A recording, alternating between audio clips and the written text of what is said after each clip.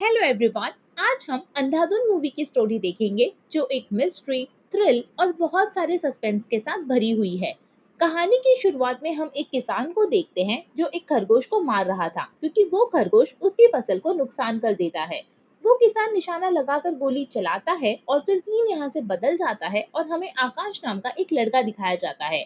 आकाश देख नहीं सकता, मतलब कि वो अंधा है, लेकिन वो पियानो बहुत ही अच्छा बजाता है। एक बहुत बड़ा गीतकार बनना आकाश का सपना है। आकाश की फैमिली में कोई नहीं है, वो अकेले ही अपनी बिल्ली के साथ रहता है। मोहल्ले में एक छोटा लड़का होता है जिसका नाम बंडू है, जो आकाश को हमेशा ही परेशान करते रहता है। आकाश अपने आप से कहता है कि जब आंखें ही ना हो तो क्या दिन और क्या रात। ध्यान से सुनूं तो मुझे दुनिया की हर आवाज में संगीत सुनाई देता है। अंधे होने के नुकसान बहुत सारे हैं, बट फायदा बस मैं जानता हूँ। अंधे होने का सबसे बड़ा फायदा है फोकस, और फोकस करने के लिए एक कलाकार कुछ भी कर सकता है। इसके बाद हम प्रमोद नाम के एक आदमी को देखते हैं जो अपने जमाने में बहुत बड़े एक्टर थे, लेकिन अब उम्र के साथ साथ वो एक्टिंग से रिटायर हो गए थे और रियल एस्टेट का बिजनेस करने लगे थे। उनकी वाइफ का नाम सिम्मी है जो बहुत ही ब्यूटीफुल एंड प्यारी है। प्रमोद एंड सिम्मी एक दूसरे के साथ बहुत खुश हैं। एक्चुअली सिम्मी प्रमोद की दूसरी वाइफ है। इनकी शादी हुए 3 साल हुए थे। पहली बीवी तो नहीं थी, बट उससे प्रमोद को एक प्यारी सी बेटी थी। बेटी का नाम दानी होता है जो इंडिया के बाहर रहती है। अगले सीन में हम सोफी नाम की एक लड़की को देखते हैं जो स्कूटी से कहीं जा रही होती है और अचानक से आकाश को टक्कर मार देती है। सोफी उससे माफी मांगती है और दोनों बातें करने लगते हैं। यहाँ सोफी को पता चलता है कि आकाश बहुत ही अच्छा पियानो बजाता है, तो वो उसे अपने पिता के पास ले जाती है। असल में सोफी के पिता का एक रेस्टोरेंट था जहाँ पे एक पियानो बजाने वाले की जरूरत थी, तो सोफी उसे वहाँ पर जॉब पे लगा देती है। सोफी के पूछने पर आकाश बताता है कि बचपन में सर पर क्रिकेट बॉल लग गई थी जिसकी वजह से ऑप्टिक नर्व डैमेज हो गई है और वो अंधा हो गया है। अब आकाश अपने घर जाता है और यहाँ कहानी में ट्विस्ट आता है।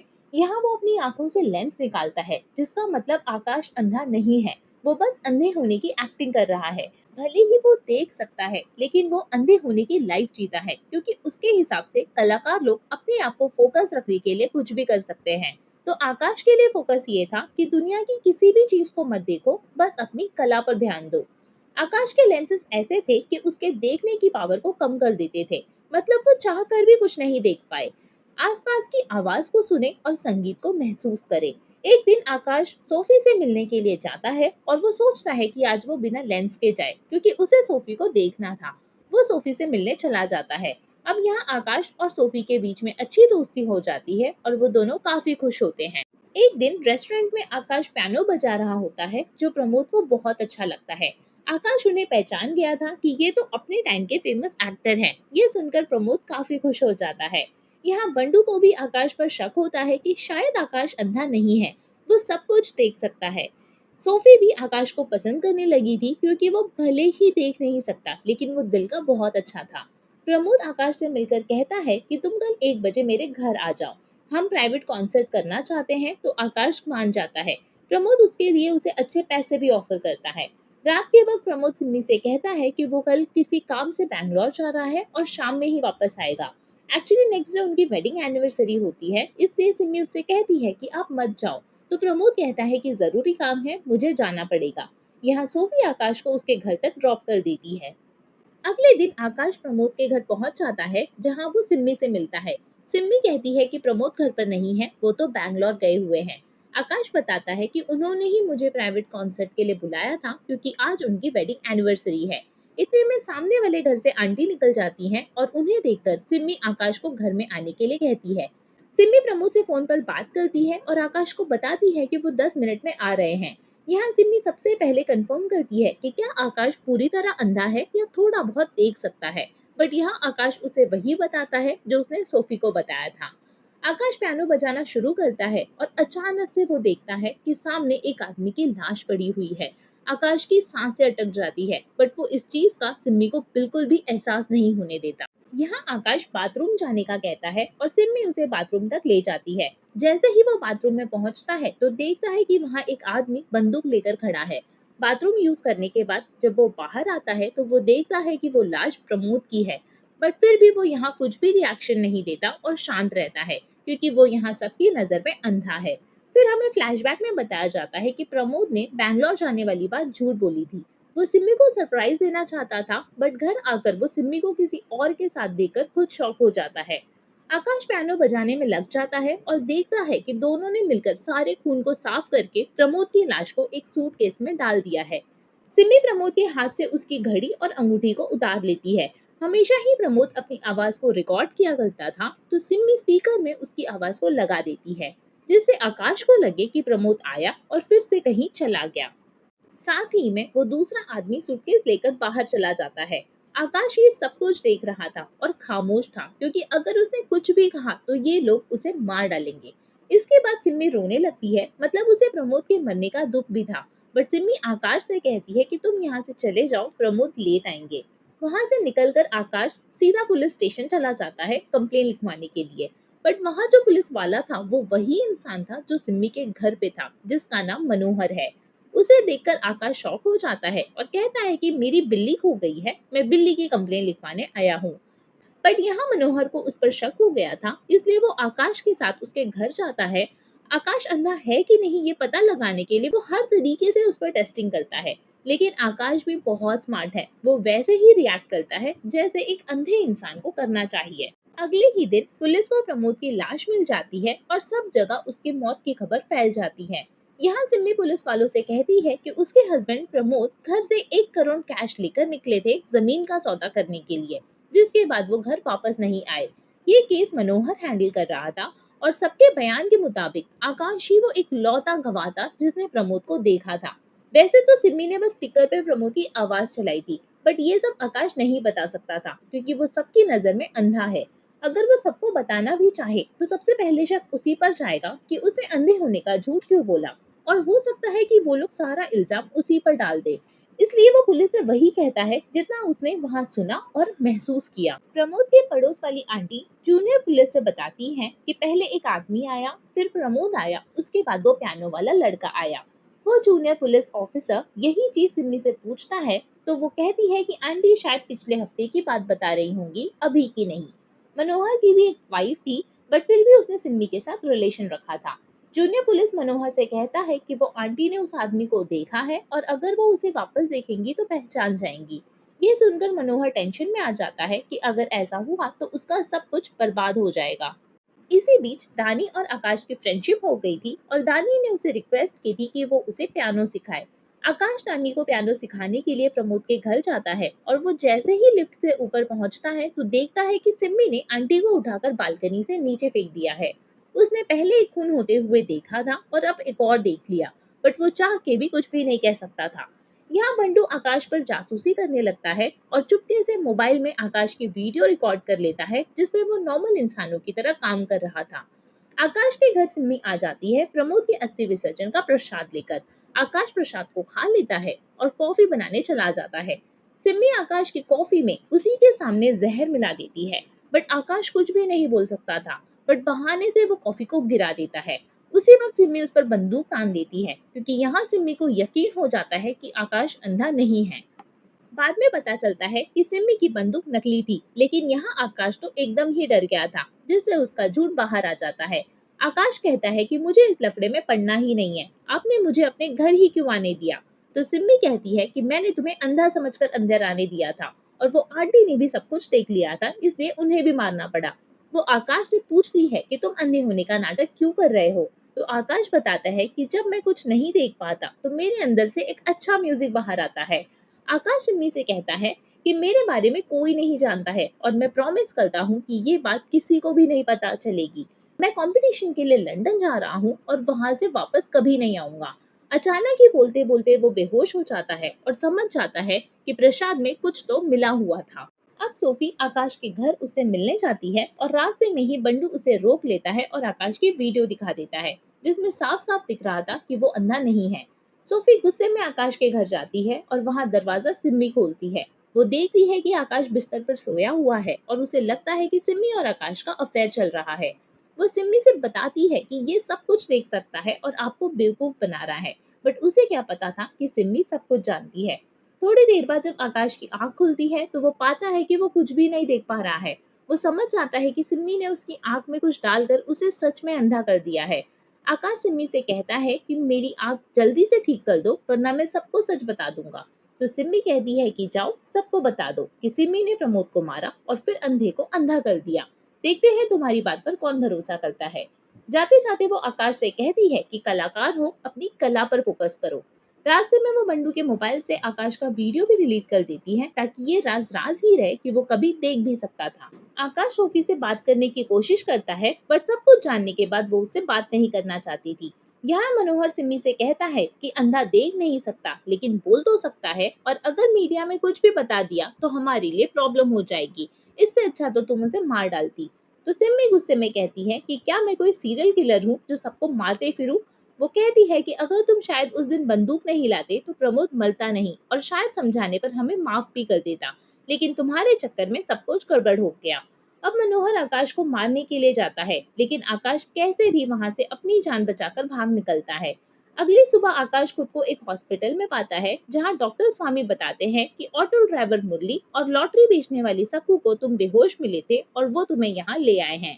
आकाश के पूछने पर डॉक्टर बताते हैं कि तुम्हारी आंखों का कॉर्निया डैमेज हो गया है, जो शायद कॉर्निया ट्रांसप्लांट से ठीक हो सकता है। आकाश पहले भी मुरली और सक्कू से मिल चुका था, तो वो उनका हुलिया अच्छे से जानता था। यहाँ हमें पता लगता है कि ये दोनों कोई भले इंसान नहीं है। वो आकाश को डॉक्टर स्वामी के पास इसलिए लाए थे कि उसकी किडनी को बेचकर पैसे कमा सके। तीनों आकाश को बॉडी स्कैनिंग के बहाने ऑपरेशन के लिए ले जाते हैं, और यहाँ आकाश को समझ आने लगता है कि उसके साथ कुछ तो गलत हो रहा है। वो चिल्लाने लगता है कि तुम लोग मेरे साथ कुछ मत करो, मैं तुम लोगों को 1 करोड़ रुपए दूंगा, तुम्हारे हाथ में बने शंकर भगवान की कसम। लेकिन डॉक्टर उसे इंजेक्शन लगा देते हैं। तभी सकू बताती है कि इसे कैसे पता मेरे हाथ में शंकर भगवान के टैटू के बारे में। होश आने पर वो देखता है कि उसका ऑपरेशन नहीं हुआ है और वो सही सलामत है। वो लोग उसे छोड़ देते हैं क्योंकि उसने 1 करोड़ रुपए की बात की थी। आकाश उन दोनों को उनका हुलिया बताता है और ये भी बताता है कि मुरली की ऑटो के पीछे ऐश्वर्या राय का फोटो लगा हुआ है। ये सब वो इसलिए कहता है कि वो लोग उस पर भरोसा कर सके। अब आकाश 1 करोड़ रुपए कहाँ से आएंगे इसका प्लान भी उन लोगों को बताता है। अगले दिन आकाश तानी से मिलने सिम्मी के घर जाता है और सिम्मी से कहता है कि मुझे घर छोड़ दो। आकाश मुरली और सकू की मदद से सिम्मी को किडनैप कर लेता है। इसके बाद आकाश मनोहर की बीवी रसिका को फोन करके बताता है कि आपके पति का सिम्मी के साथ अफेयर चल रहा है और उसने प्रमोद से 1 करोड़ रुपए लेने के लिए उसका खून कर दिया। वो 1 करोड़ मुझे चाहिए, वरना मैं ये सारी सच्चाई पूरे मीडिया में बता दूंगा। रसिका मनोहर का खून करने का सोचती है क्योंकि उसके होते हुए वो कैसे किसी और के साथ अफेयर रख सकता है। तभी न्यूज में खबर आती है कि प्रमोद की बीवी सिम्मी ने खुद की जान दे दी है, क्योंकि पुलिस वालों को सिम्मी की गाड़ी नदी में डूबती हुई मिली थी। मनोहर रसिका से कहता है कि मैं सिम्मी के बहकावे में आ गया था, मैं उसे प्यार नहीं करता, और ये कहकर वो अपनी बीवी को मनाता है। आकाश सिम्मी से कहता है कि अब तो तुम पूरे दुनिया के लिए मर चुकी हो। डॉक्टर सिम्मी का ब्लड सैंपल ले लेते हैं आकाश के सैंपल से मैच करने के लिए। अगर उन दोनों का ब्लड सैंपल मैच हो गया तो कॉर्निया ट्रांसप्लांट हो जाएगा। सिम्मी कहती है कि कोई भी 1 करोड़ नहीं है। उस दिन प्रमोद सरप्राइज देने के लिए आया था और उसने हम दोनों को साथ देख लिया। उसके हाथ मनोहर की बंदूक लग गई थी और गलती से बंदूक चल गई और वो मर गया। हमने उसे नहीं मारा, बल्कि ये एक एक्सीडेंट था। इवन पड़ोस वाली आंटी को भी मुझे मारना पड़ा, वरना अगर वो मनोहर को पहचान जाती तो सब कुछ खत्म हो जाता। ये सब बातें आकाश रिकॉर्ड कर लेता है और कहता है कि अगर अब मुझे 1 करोड़ नहीं मिले तो मैं ये रिकॉर्डिंग पुलिस और मीडिया को दे दूंगा। यहाँ सक्कू रसिका को कहती है कि 1 करोड़ रुपए लेकर अपने पति को भेजो। रसिका मनोहर से कहती है कि ये सब रायता तुमने फैलाया है, अब तुम ही इसे साफ करो। अगले सीन में मुरली और सक्कू आकाश को व्हील चेयर से बांध देते हैं, मतलब कि उनका प्लान सारे पैसे हड़पने का था। मनोहर मुरली की बताई हुई जगह पर पैसे रख देता है, लेकिन जैसे ही मुरली वहां आता है मनोहर उसे गोली मार देता है। मनोहर लिफ्ट से नीचे आता है, लेकिन सकू लिफ्ट बंद कर देती है और साथ ही पैसे और मुरली को लेकर हॉस्पिटल में भागती है मुरली का इलाज करवाने के लिए। उन्होंने आकाश और सिम्मी को एक ही जगह बांधा था। सिम्मी की हेल्प से आकाश अपना हाथ खुलवा लेता है और सिम्मी की आंखों की पट्टी को हटा देता है ताकि वो देखकर बता सके कि यहाँ से निकलने का रास्ता कहाँ है। सिम्मी रास्ता बताने की जगह खुद की रस्सी खोलकर आकाश को मारना शुरू कर देती है। उसी वक्त वहाँ डॉक्टर आ जाते हैं और दोनों मिलकर सिम्मी को बेहोश कर देते हैं। हॉस्पिटल में मुरली की मौत हो जाती है और सबको डॉक्टर से कहती है कि इसे बचाओ, मेरे पास बहुत पैसे हैं। बट बाद में उसे पता चलता है कि उसके सारे ही पैसे नकली है और ये देखकर वो शॉक हो जाती है। यहाँ डॉक्टर स्वामी सिम्मी को कार की डिग्गी में डालते हैं और आकाश को कहते हैं कि ये हमारे लिए खजाना है, खजाना। वो बताते हैं कि एक शेख की बेटी है जिसको लिवर ट्रांसप्लांट की जरूरत है, लेकिन उसका ब्लड ग्रुप BRH नेगेटिव लाखों में एक का होता है।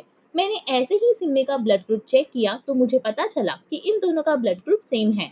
अब शेख हमें देगा $1 मिलियन, जिसमें से मैं तुम्हें 1 करोड़ रुपए दूंगा क्योंकि तुमने मेरी जान बचाई। और अगर उसका कॉर्निया तुम्हारी आंखों से मैच हो गया तो तुम्हें आंखें भी मिल जाएगी। फिर हम देखते हैं कि गाड़ी बस चलते जा रही है।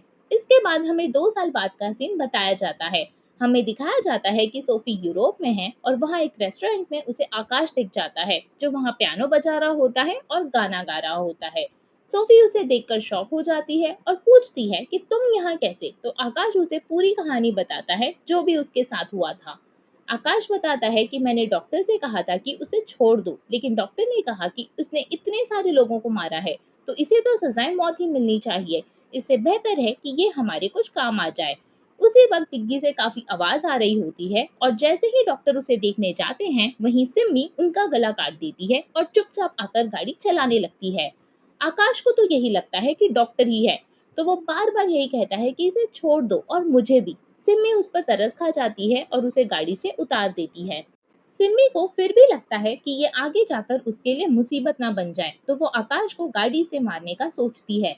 आकाश उसके सामने था, बट उसी वक्त एक खरगोश पता नहीं कहां से उछलता हुआ गाड़ी के सामने आ जाता है और गाड़ी का बैलेंस बिगड़ने की वजह से गाड़ी में ब्लास्ट हो जाता है और सिम्मी यहीं मर जाती है। जो मूवी की शुरुआत में हमें खरगोश वाला सीन दिखाया गया था वो यही सीन था। फिर आकाश कहता है कि मैं उसके बाद एक बस लेकर मुंबई चला गया और फिर एक दोस्त की हेल्प से लंदन पहुंच गया।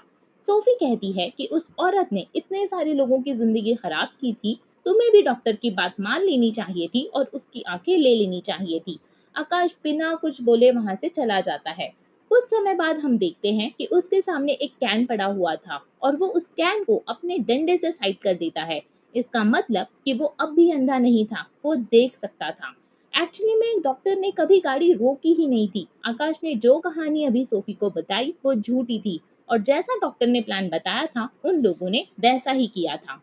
वो लोगों ने शेख की बेटी को सिम्मी का लीवर ट्रांसप्लांट कर दिया था और सिम्मी की आंखें आकाश को लगा दी थी। आकाश को पैसा और आंखें दोनों मिल गए थे। असल में जब हमें दिखाया गया था कि आकाश और डॉक्टर जा रहे थे तब गाड़ी इस पेड़ से काफी आगे पहुंच गई थी, लेकिन जब आकाश ने सोफी को कहानी बताई तो वो पेड़ के पास रुकी थी। इसका मतलब उसने सोफी को झूठी कहानी बताई। और यहाँ एक और गौर करने वाली बात है कि जो छड़ी आकाश के पास थी उस पर खरगोश बना हुआ था और शायद उसे देखकर ही उसने खरगोश वाली झूठी बात बताई थी।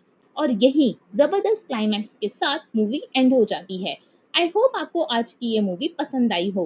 प्लीज इस वीडियो को लाइक एंड शेयर करें, मेरे चैनल को सब्सक्राइब करें and hit the bell icon. Thank you for watching.